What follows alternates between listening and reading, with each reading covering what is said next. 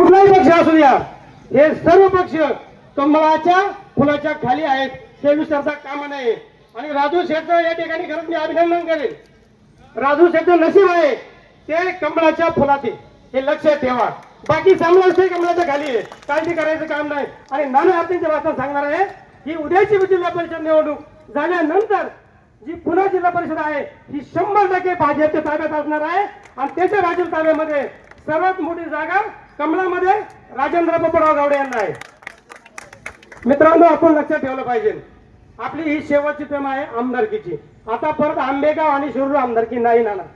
आता आपला गट हा तुमच्यावर आम्ही जोडलेला आहोत, त्याच्यामुळं अलीकडे फोन करू शकत नाही, आमचा फोन घ्यायला त्यांना वेळ नाही.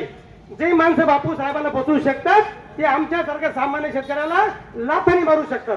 त्याच्यामुळं या ठिकाणी बापू साहेबांशिवाय पर्याय नाही. आणि बापू साहेबांच्या डोक्यावरती हात या राज्याचे कार्यक्षम मुख्यमंत्री आदरणीय देवेंद्र फडणवीस साहेबांचा आहे.